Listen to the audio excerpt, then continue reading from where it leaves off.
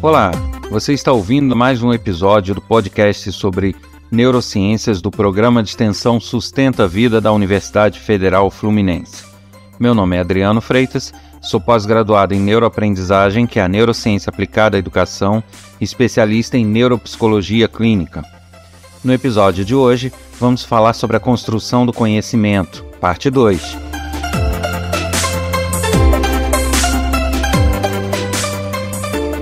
No episódio de hoje, voltamos a falar sobre a construção do conhecimento. É uma continuação do episódio anterior e a gente falou da outra vez sobre como se dá o processo de consolidação de memórias e falamos também sobre a forma, o conceito do que seria aprendizagem para as neurociências. Eu aconselho fortemente quem não ouviu o episódio anterior que retorne a ele, porque nós vamos apresentar aqui uma série de vários episódios tratando do mesmo assunto, para que o assunto fique mais completo e que um seja continuidade do outro. Então é extremamente aconselhável que você conheça todos os episódios, acompanhe a série para que possa de fato se inteirar e estar por dentro do assunto. Eu vou evitar ficar repetindo muito o que foi dito nos outros episódios, justamente por uma questão de tempo, que a gente não vai ter, e aí realmente se faz necessário que os interessados acompanhem toda a série de episódios falando sobre a construção do conhecimento. Bem, no episódio anterior, a gente falou sobre a consolidação de memórias, sobre a importância do sono, e falamos também sobre um dos elementos que são importantes para que as memórias sejam consolidadas, para que é um elemento de interferência nessa consolidação e que faz com que as memórias aí furem a fila das memórias que precisam ser consolidadas durante o sono. Hoje a gente vai falar de um outro elemento importante. Eu estou citando um elemento atrás de outro, um ou dois por episódio, não significa que isso esteja dividido ou classificado em grau de importância, tá? Não é bem assim. Todos, na verdade, têm o seu grau de importância, têm a sua funcionalidade, porém a gente precisa apresentar numa ordem, né? Eu preciso falar deles numa certa sequência e, por acaso, é essa. Não significa, de fato, sequência de importância, grau de importância, deixando isso bem claro. Bom, então um outro elemento bastante importante para a consolidação de memórias, para que as memórias sejam consideradas importantes para serem fixadas e consolidadas na memória, é a necessidade de uso. Então a gente falou um pouquinho sobre as emoções atreladas a essa consolidação no episódio anterior, e agora a gente vai falar sobre a necessidade de uso, que também é outro fator importante.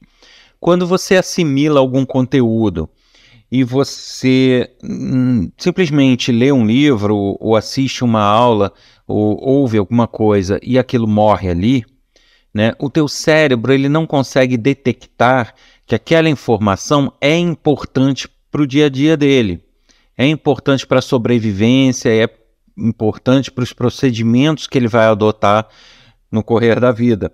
E ao não ter essa relevância, né, a necessidade de talvez utilizar isso mais à frente, ele não coloca essa memória como sendo prioritária ou como sendo importante, tendo peso para que seja consolidada durante o sono. Então, a chance de esquecimento é bem maior.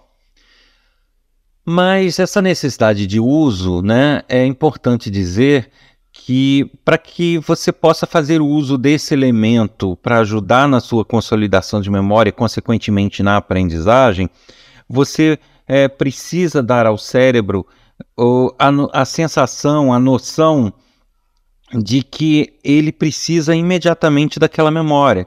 Então, como a gente sabe que a gente tem um ciclo que é o acordar, o aprender, né, o assimilar informações, o dormir e consolidar essas informações. Ou seja, esse ciclo é diário. Não é um ciclo que você O que assimilou hoje consolida no sono da semana que vem. Não é assim que funciona. Então são ciclos diários. O que você conseguir, então, demonstrar para o cérebro que você precisa no mesmo dia que aprendeu, você vai ter muito mais chance de assimilação daquele conteúdo do que se você deixar para depois. Então, no caso de professores, no caso de tutores, instrutores, uma dica importante é que as aulas sejam planejadas de forma que o conteúdo seja assimilado, seja entendido, e que em seguida se trabalhe aquele conteúdo no mesmo dia. E esse conteúdo sendo assimilado e trabalhado, a chance dele durante o sono daquele dia de ser consolidado é muito maior. Então, não adianta você ter uma assimilação de conteúdo, ter um aprendizado, ter uma aula teórica hoje e deixar para fazer exercícios sobre ela amanhã, depois de amanhã, porque nesse interim já teve um sono no meio onde ela não foi consolidada. E a memória não sendo consolidada naquele sono, a chance de consolidação posterior é menor, tá? Muitas pessoas às vezes questionam o seguinte, mas isso acontece em algumas aulas, em algumas escolas, não significa que ninguém aprenda nada. Concordo. Mas por que isso acontece? Porque, na verdade, a pessoa não assimila o teórico que foi passado. Ela dorme, aquilo entra, fica à parte na memória de curto prazo, que vai ser apagada, porém, no dia seguinte ou 2 dias depois, ao ser dado algum exercício, pode ver que muitos professores têm que dar uma explicadinha rápida de novo, né? Muitas pessoas já perderam aquela informação. E aí, nisso que ele precisa explicar de novo, o que é assimilado depois do trabalho com aquele conteúdo, não é aquela teoria do outro dia, é aquela explicação rápida e aquela tarefa. Então, as pessoas confundem isso e acham que é tudo o mesmo processo, e não é. Tá? Então, o ciclo de aprendizagem pressupõe acordar, assimilar, trabalhar o conteúdo e dormir. São ciclos diários. Tá? E aí, eu sei que nem sempre é possível, porque tem professores que têm uma aula por semana de determinada disciplina, e se ele ainda for dividir essa aula, ele acaba não conseguindo cumprir o calendário. Mas, infelizmente, é aquele velho problema de adequação do nosso sistema educacional ao que determina, o que diz a ciência, né? Infelizmente, o fato de não ser possível por não se ter tempo não faz com que a teoria científica esteja errada, certo? Então, o correto seria buscarmos alternativas para que as atividades sejam feitas sempre junto ao dia do aprendizado, né, da assimilação.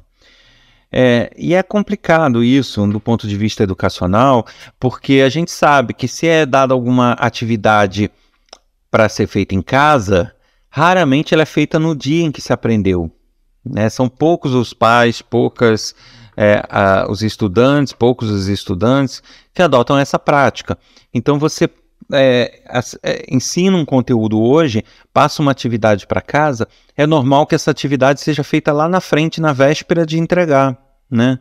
E isso é o que a gente costuma ver aí nas escolas comumente. Sem contar que elas são feitas de qualquer maneira, de forma dispersa, com televisão ligada, e isso realmente não vai trazer uma assimilação de qualidade. E aí eu estou falando de professores, estou falando de metodologias de ensino, mas, na verdade, isso vale para todos. Então, se você está fazendo uma pós-graduação, se você está fazendo uma faculdade, se você está tendo que aprender uma atividade nova, né, no seu dia a dia do trabalho, o que for, você, para que tenha uma assimilação adequada, então é importante que você saiba desse ciclo. Acordou, assimilou, trabalhou esse conteúdo e dormiu. Tudo no mesmo dia. Tá? Agora, essa forma de trabalho, como que ela tem que ser? A gente tem uma escala aí, né? Tudo que é trabalhado de forma manual, que envolve outros sentidos, que envolve outras áreas do cérebro, é muito mais eficaz. Então, se é um conteúdo que eu posso ir lá e colocar a mão na massa, é um aprendizado que eu vou ter muito mais eficaz, porque eu, além de demonstrar para o meu cérebro que aquilo tem uso, que aquilo tem importância, eu ainda recruto outras áreas do cérebro e ele percebe que há uma ativação de muitas áreas em torno daquele assunto, então logo aquilo é importante, é fundamental. Então isso vai ser quase que garantido de ser consolidado. Então essa é uma importante informação. Por exemplo, você tem um conteúdo em que você possa praticá-lo, ir a um laboratório, ou é algum conteúdo de artesanato que você possa ir lá e produzir aquele produto, maravilha, deixe para aprender no dia que você puder pôr a mão na massa e fazer o produto, porque essa prática vai ser muito eficaz no aprendizado. Agora, existem conteúdos que são mais teóricos mesmo, que você não tem como praticar, né? Então eu classificaria aí alguns conteúdos de história, onde você não tem muito o que fazer em termos de conteúdo, você não tem como produzir nada de história, né? Assim, em termos, não é um produto. Tecnologia você tem, várias áreas você tem, mas tem outras que realmente não. E outras até teria, mas é complicado. Então, por exemplo, química. Você não tem como ir ter um laboratório em casa para produzir elementos que você aprendeu ou lidar com coisas que você assimilou numa aula ou num livro. E aí, como que a gente faz nessas situações? Bom, existem formas de trabalhar a informação, de demonstrar o uso dela, que não são necessariamente a produção de um produto. E essas formas, elas também dão para o cérebro essa sensação de importância, essa sensação de utilização. E aí a gente tem justamente a própria produção de conteúdo. O que eu quero dizer com isso? Se eu não posso ir para um laboratório naquele momento, fazer testes ou fazer simulações para poder avaliar o que eu assimilei, eu posso fazer um resumo da matéria, eu posso fazer um audiovisual, uns slides, eu posso escrever uma apostila. Dessa forma, você está fazendo uma estimulação indireta, mas que funciona muito bem. Então, você não está propriamente produzindo o produto-alvo do conhecimento, mas você está manipulando este conhecimento como sendo importante. Então, você está redigindo um texto, revisando esse texto, arrumando, colocando ilustrações, você está trabalhando um slide. Apesar de não ser um trabalho manual do conteúdo, mas é um trabalho manual que contém o conteúdo. Talvez ele não tenha, a gente não tem ainda, pelo menos que eu conheça, tá? Pesquisas que determinam qual a diferença percentual de um para o outro, um é mais eficiente que o outro tantos por cento, isso não vi nada a esse respeito. Mas a gente pode dizer, logicamente, que há uma pequena diferença aí sim, entre você pôr a mão na massa com o alvo do que foi assimilado e você pôr a mão na massa de forma indireta com o conteúdo, mas sem dúvida nenhuma que ainda há uma eficiência muito grande nisso e é bem melhor do que você não fazer nada, só ficar lendo. Tá? Se você ficar lendo o tempo todo aquele conteúdo, você vai até assimilar por uma outra técnica que a gente vai ver no próximo episódio, da reverberação. Mas tirando isso, a forma de demonstrar o uso seria essa, seria produzir o produto cujo conteúdo foi assimilado e, em segundo lugar, havendo impossibilidade, produzir próprios conteúdos sobre aquilo. Né? E quando eu falo em produzir próprios conteúdos, eu não falo você ficar copiando coisa da internet, não. Eu falo você escrever o que você entendeu, você resumir o que você anotou, você trabalhar mesmo essa informação. Você pode ter até uma pesquisa na internet no sentido de achar uma ilustração, achar um exemplo, mas a produção de conteúdo tem que ser sua.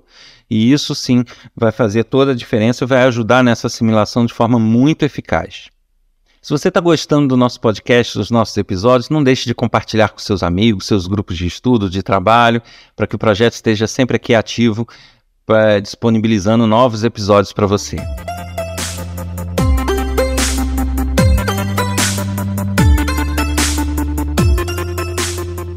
Você ouviu mais um episódio do podcast sobre neurociências do Programa de Extensão Sustenta a Vida da Universidade Federal Fluminense.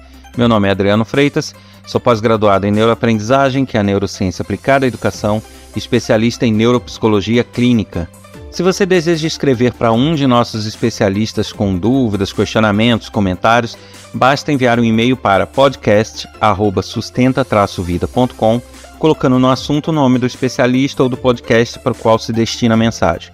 Se você desejar conhecer mais sobre nossos programas de extensão, sobre nossos projetos, cursos gratuitos, basta acessar nosso site www.sustenta-vida.com. Um abraço a todos e até o próximo episódio.